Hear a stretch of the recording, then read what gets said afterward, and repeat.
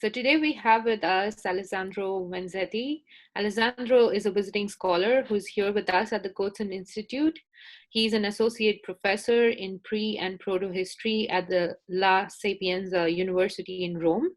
Today he will be presenting his studies on iconography and symbolism of the celestial domain and the perception of space in the European Bronze Age. His interest in celestial representations developed from his interest in iconography and his participation in related themes at European conferences. He's currently working on his book on Bronze Age cosmology and the sense of place. Please join me in welcoming Alessandro. Thank you, Baisaki, and thank you, everybody. So I guess I can start. And well, I will speak of things that maybe many of you have already heard about, but the point is how far we can try to put things together and have a different look maybe at the European Bronze Age cosmology and the sense of space. So, yes. I will start with a famous masterpiece that is the Trundholm Sun Chariot, found in Denmark in 1902. And you can see it here in a picture.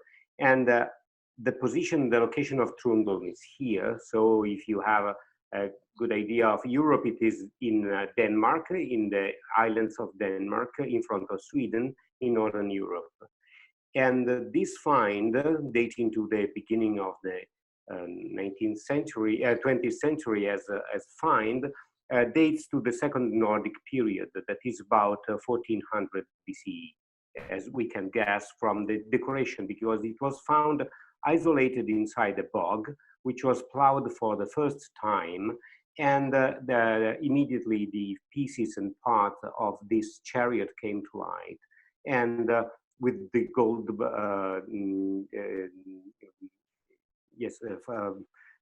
lamina that you can see on top, and underneath you see the first restoration of the object.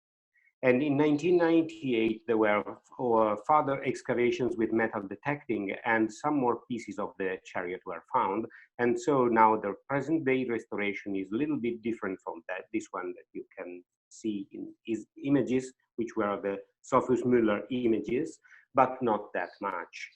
The point is that, as you can see, this object consists of a horse mounted on wheels and of a disc mounted on wheels. That's why we call it a sun chariot. But we will see that the concept of chariot maybe here is not so correct, because it is, as I said, a horse on wheels and a disc on wheels. The other point is that the disc had probably was connected to the horse, because you can perhaps see that there is a small hole here that can connect the disc to the neck, possibly of the horse or some part of the horse. And the other aspect is that on one side of the disc you have a golden plate that brings the decoration. On the other side of the disc, presently there is no, absolutely no added gold material. So this is the idea that has developed during the years, is that indeed on the side that has no gold plating, there was nothing since the beginning, for reasons that I will show, and that this object could display on one side the bright sun and on the other side the dark sun. Whether it is the sun, we will discuss it later anyway. So here is a closer view of the two sides, and here is drawing.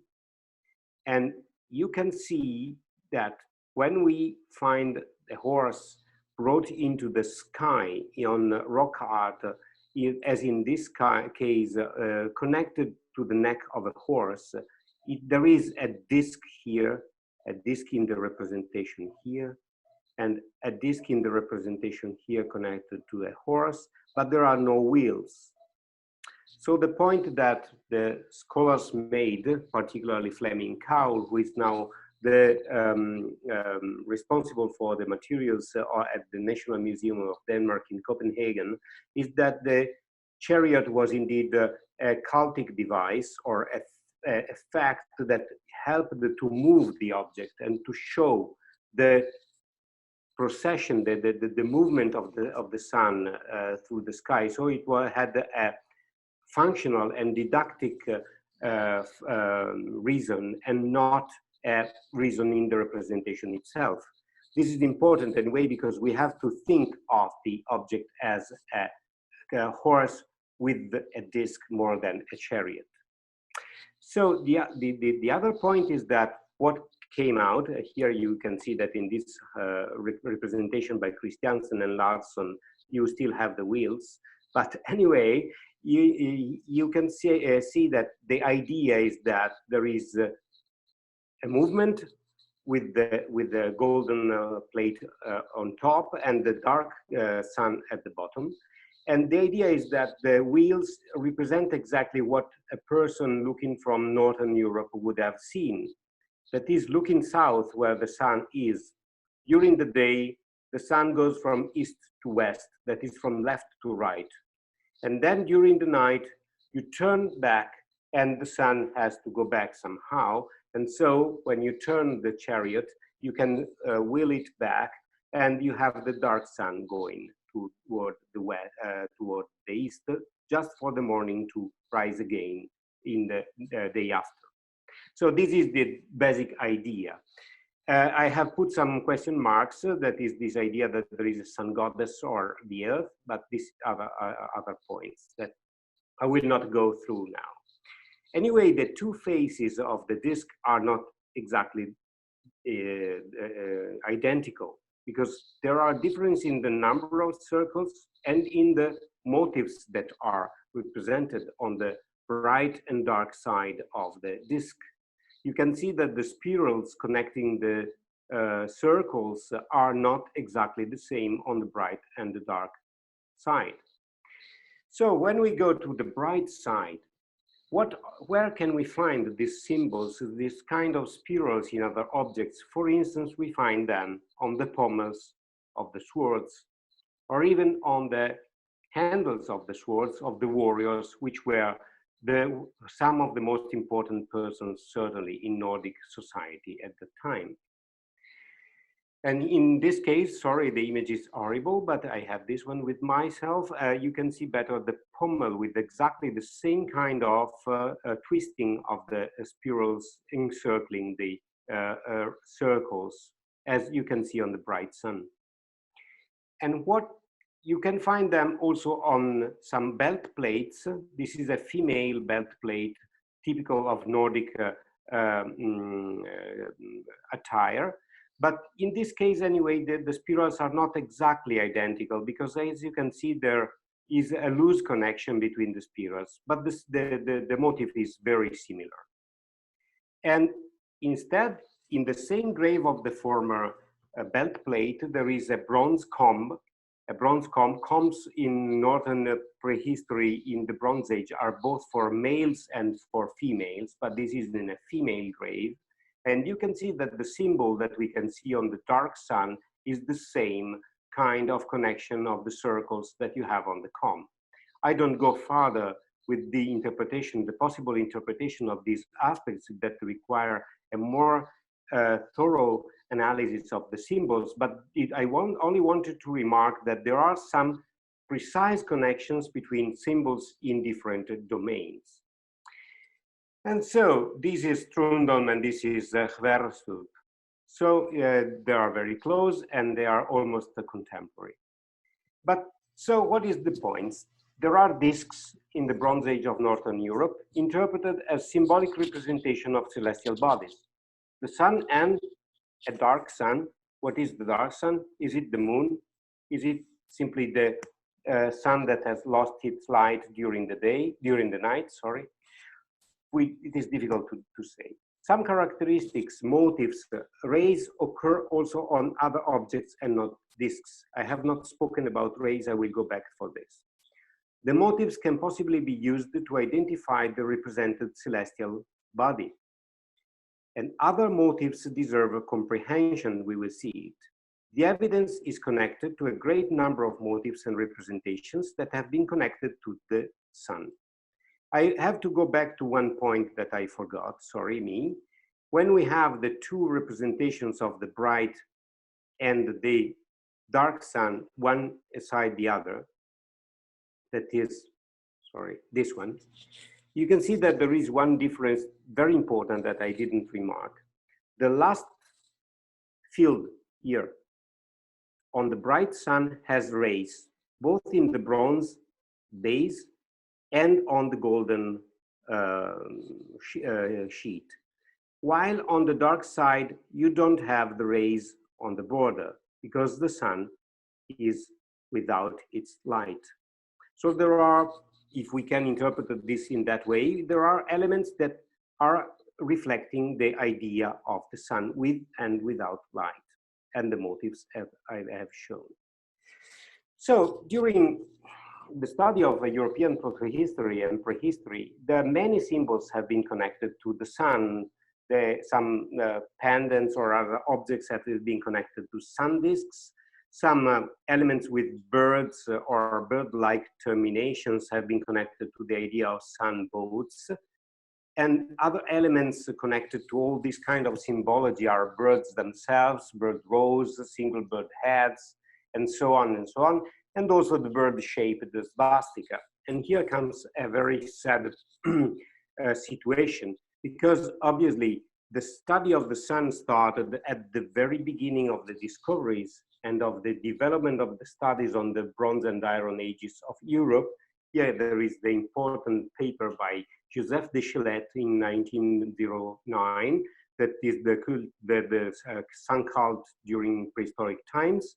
But then this kind of symbology was for reasons that we still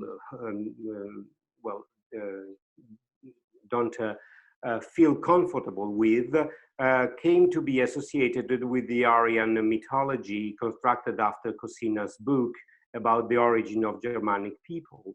And for this reason, being these symbols connected also to the swastika, we had a removal, a terrible removal of the symbol in the literature and the discussion in many situations in archaeology. And this brought to a only recent reappraisal on a wide scale of the studies of symbology, as far as we feel more comfortable in studying a situation that was so badly characterized during the first part of the 20th century.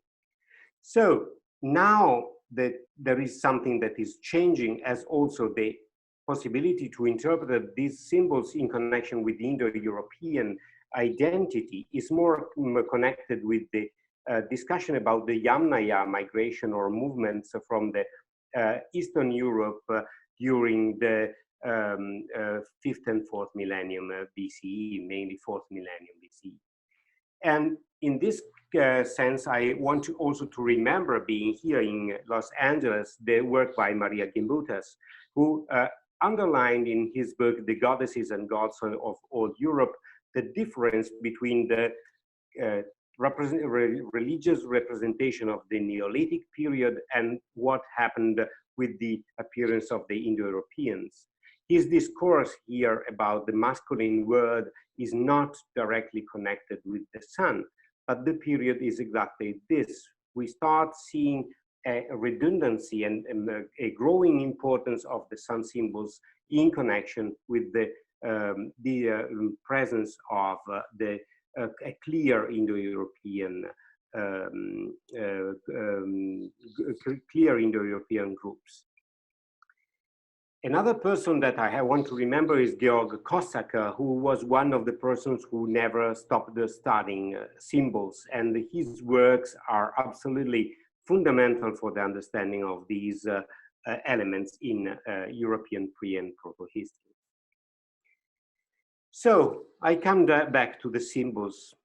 There are many symbols, as we have seen, that have been connected to the sun and celestial domain, and the Trundle disk for its evidence is particularly important in linking some of the points and making connections. One of the important aspects is that you have to remember is that the shape of the object that is brought throughout the sky, possibly by the horse, is a disk. A disk obviously reminds the sun, but a disk can have other relation with the Bronze Age cosmology. Well, in the Neolithic period, we already had some elements and symbols that apparently can be connected with some celestial bodies, but there is not such a redundancy, as I said before. And in the Copper Age, in the period in which we discuss whether the presence of these migrations that now are again discussed through DNA, ancient DNA studies in Europe, during the Copper Age, that is in Italy in the 4th and 3rd millennium BCE, you have the appearance of elements that seem to be connected directly with a representation of something like similar to the sun. Remember what I said formerly in terms of the rays. The rays are elements that in the iconography tend to be meaningful in the sense of some body that is emitting light. And here you would see in connection these elements that can also be heads in this case or other paraphernalia of important persons, but have generally been interpreted as first representation of some sun body and maybe some sun god or some anthropomorphic figure with the connection with the sun. Well, this happens during the Copper Age, but as I said to you, it is mainly during the Bronze and then also early Iron Age and Iron Age that we have symbols connected to the celestial bodies I have been speaking about.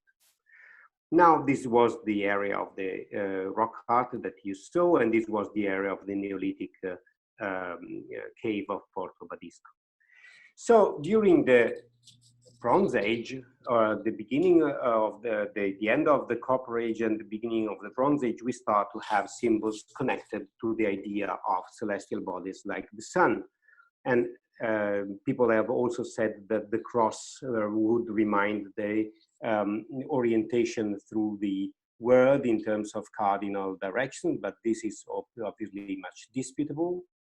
And we don't have only the sun, we have also other disks. This is the famous Nebra disk that came to light, unfortunately, through irregular excavations by looters, and that has anyway been connected with a representation of different phases of the moon and of a night landscape in the sky.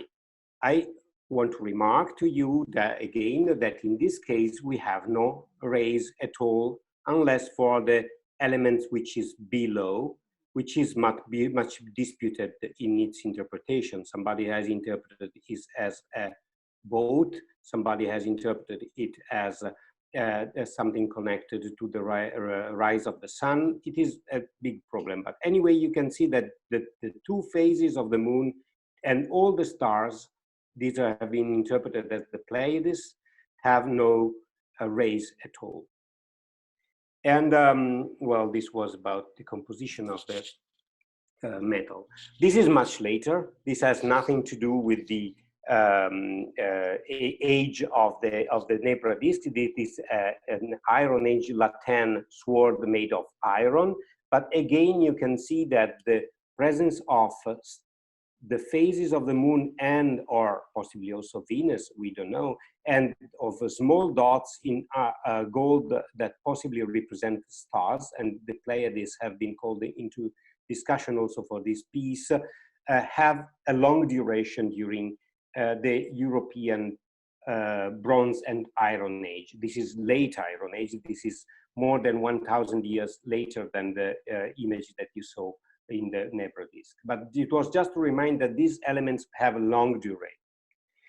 And now we come back to the sun disks or star disks or celestial disks. We have many examples with simple iconography, rather simple series of lines and star-like elements in the center. Indeed, we don't know whether they are sun or stars, but in this case, the Jägersborghegn disk is in gold, and you can see that there is something like rays on the border, exactly like in the Bath disk here. So it is likely that these are different kinds of representation of sun elements or sun-connected elements. Obviously, they could also be stars. It is not the straightforward. And when we go on, we have plenty of elements and disks and stuff like this that have these representations, sometimes with, you can see here, with small rings and holes, exactly like in the disk of Trundle. So maybe there were paraphernalia like the Trundle disk also in other contexts. And elements that typically have this decoration are possibly meaningful. These decorations here with the typical, typical circles connected by lines, these are motifs not present exactly on the Trundle disk, but that we connected to the general representation of the sun, are very often on the belt plates to be brought by women in Northern Europe. And in all the pre- and proto-history of Europe, belt plates or belt hooks have often been connected to sun symbols, even in the early Iron Age of Italy. So it is possible that this has a specific meaning in terms of protection of the body, protection of the person, in locating such important elements of religion in special places. I don't need to say that when we think about the location and position and symbolism that we connect to the cross or to other elements, we can have some meaningful positioning in our personal attire. So this is the Trundle disk again, and this is again our horse going to the sky. And this is again the interpretation of the day and the night. But it is not that easy, because there are also other elements that bring the representation of the possibly of the sun, and that have been connected to the representation of this myth of the sun itself. And they are, for instance, the razors. On the razors of the northern Bronze Age, these kind of elements and connections, I'm sorry here there is not the razor with the horse going away, maybe I will find later, but you believe me, there are some razors in which instead of these elements, there is a horse with the disc at the neck that is flying away from this kind of boat and going into the sky. So I will show in a few minutes. Sorry, this is in Italian, but this is an idea of the representation of on the razors. There is the back side, which is not cutting, that is the side of the night, and there is the cutting edge, which is the side of the day. The problem and the point is that in order to interpret this representation, Fleming Cowell, the scholar, the collegio of the Museum of Copenhagen, has tried to unfold the razors, to show the representation as unfolded. And so in his interpretation, this is the way we have to look at the razors themselves. Here you can see the beautiful horse on top, on top, the beautiful horse running away from the boat and going toward the sky. Then here you would have the horse landing back on the boat with the sun at the back, other animals like the snake and the fish helping the sun to perform its daily and nightly turn. So in this kind of interpretation and representation, you have a horse during the day and a boat during the night. Well, Fleming Cowell tried to unfold the razors in order to interpret the scene. But the point is that probably the razors are showing us something about the idea of space that our Bronze Age humans had, in the sense that the prow of the ship and the horse going away is indeed running on the curved side of the blade. And the curved side of the blade, if we turn back, if we turn upside down the razors, can be the sky. And I told you before that during the day, the horse and the sun are going right for a person living in the northern hemisphere, because the sun goes from the east to the west, from the left to the right. If I turn back these razors, the ship is going the same from the left to the right. But as it is a nocturnal ship, you have to imagine it possibly going into the ocean, which in the Greek tradition and in the Homeric poems is surrounding the earth and possibly under the earth. So if I look at the razors, now turning them as if I look from south to north, that is on the other side of the earth, I can imagine the boat floating underneath and then the horse coming back on top of the sky, resorting from the east and going toward the west. It is not that easy. Sorry that I could not show you in a better way. I would have to turn this image. But the idea is that this kind of convex shape of the blade may be the daily phase and possibly the celestial vault, the shape of the disk itself on the top of our head. So this is complicated anyway, but it is just to say that it is likely that we don't have to perform this kind of unfolding of the razors in order to understand them. Because the ancient persons, the ancient people were exactly speaking in terms of their perception of the world that was connected with a relative position between the earth and the sky.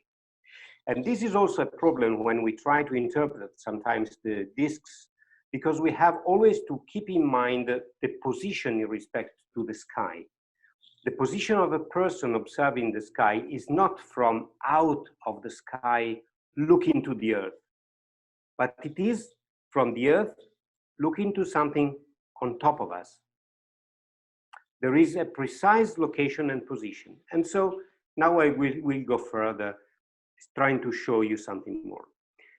There is another interesting connection between the representations. I have shown you a lot of images of horses and strange elements, discs, but also birds. So what about birds? Well, there is a transition in the representation of the imagery of the sun and of its supporter, its bearer, which here is the horse, between the horse and the bird. Sometimes the horse is connected with the sky and the sun, but often, particularly in Southern Europe and in more recent times, following Christiansen and Larsen, there are chariots where there are swans or water birds that are leading images of the sun. Here you can see the Dupliaia chariot from Serbia with a wheel here that is interpreted as the sun, a special character mounted upon it, and all the birds in front of it. And so it is rather clear, rather obvious that what can bring the sun around the sky can be birds. And I don't have to, may possibly remind you that the chariot of Apollon was brought through the sky by swans. And so this situation is a bit complicated in understanding whether the horse was more important in Northern Europe and the bird in Southern Europe, or if it is more a chronological shift from the horse to the bird. But anyway, I don't want to go in this detail now. The birds and the sun circles are represented also on other elements. In this kind, you have the shin protections of the warriors of the Urnfield time, that is the time around the, let's say, 13th up to 10th century BCE in Europe. So we can think that again, the symbology has a protective meaning. We put the symbol of the sun exactly on the places where the body has to be protected. And these are other elements. This is a complicated representation of the sun boat and the elements connected to the sun on the Pergine greaves. Sorry, the text has gone badly. And as I remembered you, also the belts of the Nordic women had representation that we connect with some celestial symbols, whether they are the sun or the moon. This is a bit complicated. But anyway, this idea of protection connected to these elements is recurrent.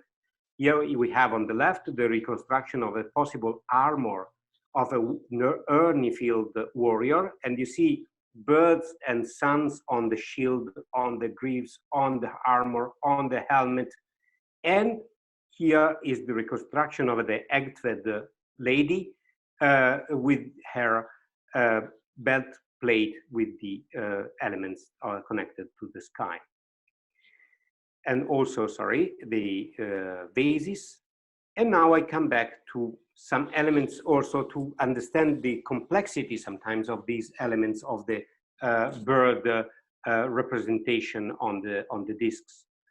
In these discs that you see over here from Gualdo Tadino in northern Italy about 1300 BC, in the central Italy, sorry, 1300 BC, you can see a central element with the cross, and here around a complex structure, which is indeed a synthetical representation of the sun boat. And I will show you how.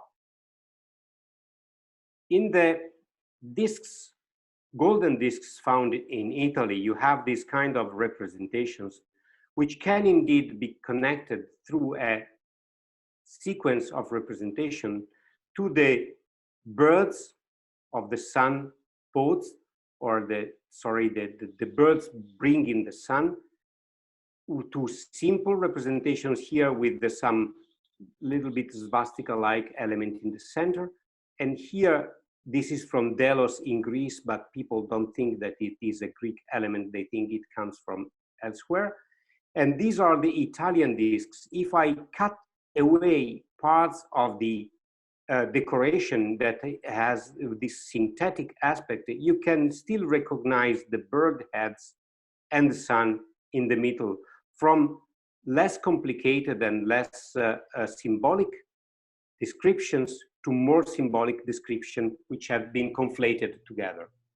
So this is just to say that if we follow a line of disentanglement of the symbols, we can find elements relevant for our discussion. So the point I want to mark to you is that these symbols do not occur only on the protective elements of the armor. They occur also on other elements like swords. In swords, you have elements like the sun on the pommel and elements like the boat with the sun on the hilt and also on the pommel here. So if you try to interpret this kind of objects as three-dimensional representations of the relation between the sun and the Earth, you can see the sun stain above with the birds below. And if you look at this image from the top to the bottom, we can see that the sun is running on the heaven disk, and the birds are connecting it with the Earth, because the birds fly between the Earth and the sun in connecting the two parts of the world. And this is absolutely recurrent on the swords of the Bronze Age of Europe that have a solid hilt. So, sorry for this. And now I come to the last point that I want to mark here. That is that what I've been speaking so far are mainly materials in this chronology, that is between the 13th century and the 10th century or 9th century also. But now I go back to the very beginning of the first symbolism of the sun at the beginning of the Middle Bronze Age in Central Europe, around the 1700, 1600 BC, the Haydn-Samson phase. Sorry, this is the Haydn-Samson phase. Here you have swords with strange elements that we are not able to connect directly with the sun, even if they could be sun rays, with pommels and other elements on top. And we have also axes with complex symbolism and complex symbolism on the disc here. The point is that this kind of symbols that still remind some solar elements could possibly be, and again, a three-dimensional representation of some celestial elements. Axes have been, for a long number of reasons, connected with the possibility to be symbols of the thunder, or symbols of some effect of celestial impacts or elements. And the idea that sometimes in swords we can have a three-dimensional representation on the hilt can apply possibly also to the complex of the representation of the axe, that we should not look at as simple different planes and sides, but as a full element, meaningful in its different parts in terms of what was possibly represented. I can go further very much on this aspect, but I think this is absolutely relevant to be considered. And so this is the point. In this case, you have even a later element. It is not that old as the Haydn-Samson ones, but again, you have a pommel on top and 4 small birds on the sides that remind us of these connections between the sky and the earth. So this is the end of my presentation. I want to sum up. I don't have a list of summing up points here now that I want to make to you. The point is that studies like the one by Cossack have been very important in following the path of the symbols and of the different elements that we have to interpret and see. The other point very important has been the understanding of the symbolism of the discs and the reflection that the disc itself could have some meaning in terms of the interpretation of the whole cosmology and the world, as we know from also Greek Homeric poems, where the earth is clearly surrounded by the ocean in a circular way, with the ground, with the earth in the middle and floating over the ocean. The other point is that connecting all the elements and the aspects of the cosmologies through the razors and all the things that we have said, we can arrive to understand that people was not simply representing flat images, but something that was stuck on their perfect idea of their position in the space in respect to the sky and in respect to what was happening below the earth during the night when the boats were bringing the sun back to the east for the new day. And the last point is that if we can follow all these lines, we can try also to interpret objects not as simple surfaces on which people put things, but meaningful elements with a three-dimensional sense of space and of impact. I don't know if this is correct, because you can understand that in these cases, we always follow a path which is very dangerous of building upon hypotheses and elements and elements and hypotheses. The point is as how much and how far we can find meaningful connections. We hope to be in a better position to affirm that what we are thinking is maybe right. That's it. Thank you very much.